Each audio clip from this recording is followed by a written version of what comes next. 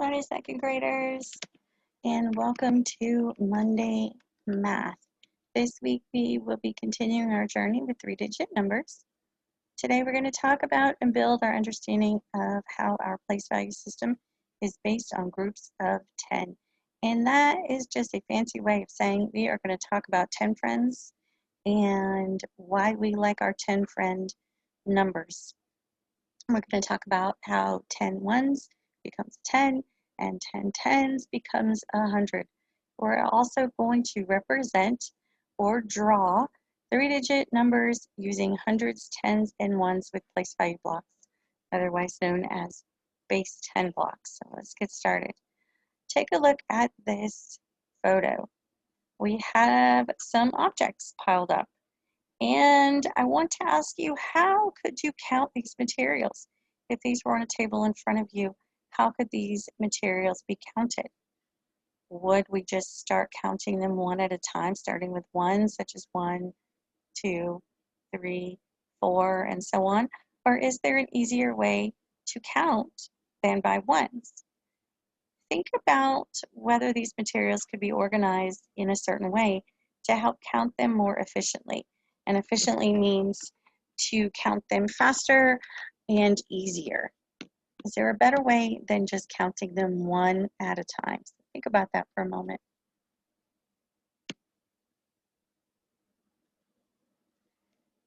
Using an example from those materials, Josh counted the cubes in his bag by connecting them in groups of tens and ones. So Josh had some linking cubes in a baggie, and we asked Josh to count them, and he counted them by connecting them together and creating groups of tens, and then he had whatever ones were left over off to the side. And Alicia counted the same bag of cubes, but she decided to group her cubes into twos and then skip count by twos.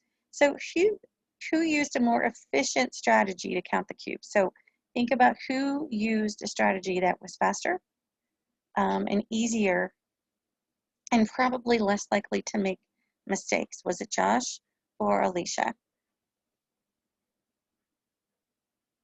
Go ahead and talk about that with your class or with your small groups.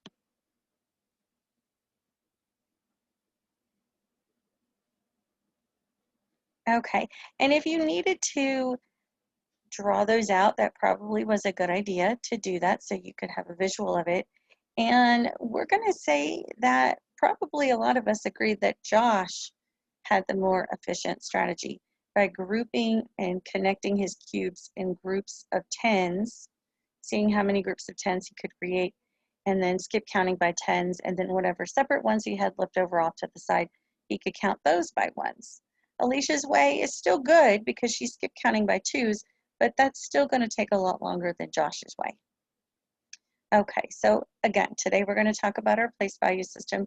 We're going to talk about why we like 10 friends. So to get our brains warmed up, let's practice skip counting by tens. 10, 20, 30, 40, 50, 60, 70, 80, 90, 100. And then we would keep going, 110, 120, 130, and so on. Good. So 10 friends. Why do we like 10 numbers? Why are we always talking about 10 numbers and making a 10, trying to get a number to the next 10 or the next 10 number? Right, because it's easier than to add those numbers together in our head. It's easier to add 10 to a number. So if we can get a number to the next 10 number or group things together in groups of 10, it's easier to do the mental math in our head. So let's look at this example. We need to understand that 100 is made up of 100 ones, and that 100 is also made up of 10 tens. So we can take 10 ones and group that into 110, one group of 10 ones, that's a 10. And then we can take 10 tens, 10 of those groups, and they then become 100. So take a look at those photos those models on the screen. Now we're going to do some grouping of our own. So I'm going to use the drawing tool and we're going to circle some groups of 10. So they've helped us. They've already lined up our ones into groups of 10. But if they weren't, if they were just scattered about, then we could line them up ourselves and then begin to circle groups of 10. And you're going to be asked to do this a lot. You're going to be asked to circle and create groups of 10. And then you're also going to be asked to take 10 groups of 10s, so 10 tens, and circle those into 100. So for example, right here, we have 10 groups of 10. And if we group those together, then we would have 100. So both of these ways show the number 100. This is represented by taking 10 ones and creating groups of 10. And then we can take those groups of 10 and smush them together into a 10 rod. And once we get those 10 of those, we can create 100. So let's fill in the blanks. And we've done this before. We did this in our work last week, but this is a good visual for how to show 100. So 100 can be shown in 3 different ways. It can be shown using ones. And in the number 100, there are 100 ones. It can be shown using tens. And there are 10 tens in the number 100. And it can be shown using hundreds. So right here we have 100. And let's match up what we have in our chart to each of our models. So the first way, there are 0 hundreds, 0 tens, but 100 ones. Well, that's going to go with this first one, right? 100 ones. The second one in our chart, 0 hundreds, but 10 tens and 0 ones. So this one's going to have 10 tens. So this is our middle model. And then the last one is showing it using hundreds, and it will have 100 and 0 tens and 0 ones. This is a great visualization to have. It's a great visualization to keep, to always know where it is in your workbook, or even to write it in your notebook so that you have it, especially this part here where it breaks it down into the number of tens and ones for you. Okay, so let's practice.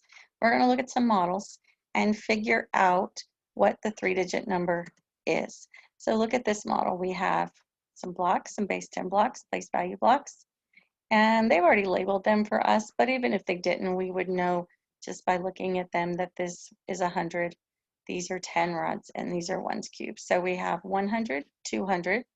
So if I have 2 hundreds, I know that a 2 is going to go in the hundreds place of my number. If I have 4 tens, and I can skip count those, 10, 20, 30, 40, so that's 40, right? I have a value of 40 in my tens, but I'm not going to write 40 in my place value spot, right? I can only write 1 digit. So that means I'm going to put a 4 because I have 4 tens, but I know that the value of the 4 tens is 40. And then 3 ones, separate ones off to the side. Let's do another one. 100, 200, 300, 400. So I'm going to put a 4 in my hundreds place. The value of that is 400. 10, so we've got a 10 here and another 10 here. There's 2 tens. I'm going to put a 2 in the tens place and know that the value of 2 tens is 20. And then 7 ones over here on the end, I'm going to add those. Okay, so that would be 400 plus 20 plus 7 would equal the number 427. Next, we're going to look at some charts and then we're going to draw the model. So let's complete the chart to show 7 hundreds and 5 ones. Now, look at this chart. How many tens? 0, right? Because they've told us that we're going to show 7 hundreds plus 5 ones. So our number is 705. We're not going to draw any tens, so let's do that. So this may be a little messy because I'm going to go quickly, but I'm going to draw 700 blocks or 700 squares, whatever you want to call them. So that's 1, 2, 3, 4, 5, 6, 7. And then I'm going to draw 5 ones cubes or ones circles, whatever you want to call them. You notice I did not draw any straight lines for tens because there are no tens being represented in this number. There were no separate tens to draw. Now let's look at the next one. Complete the chart to show the number 9 hundredths plus 4 tens plus 8 ones. So a 9 would go in the hundreds place, a 4 would go in the tens place, and then an 8 would go in the ones place. And I would draw it the same way. It's going to be a little messy. 3. You take your time when you do your work, guys, so it's not as messy, right? I'm messy because I'm trying to make a shorter video. 1, 2, 3, 4, 5, 6, 7, 8, 9. There's our hundreds, and then 4 tens. Each one of these lines represents a 10, and then 8 ones. 3, 4, 5, 6, 7, 8. So this is what you will do on your independent work today, right? We do the squares to represent the hundreds, the lines for each 10, and then a small block or dot to represent the ones. Your purposeful practice for today is another Crack the Code worksheet, where you will look at the models, figure out what the number is, then you use that letter, go down here, fill in the code to get the message, and then you have another front and back of one of these numbers and operations in base 10 trifolds, where one page has some models where you're going to write the numbers. The other page, there's a chart. If it says model it, that just means that you model it. You draw the base 10 blocks or the place value blocks. Mobile learners, your assignment, the same exact assignment, except it's been posted in Seesaw. So your work should be completed and submitted in Seesaw. All right, y'all, if you have any questions, it is so, so, so important that you reach out to your teachers.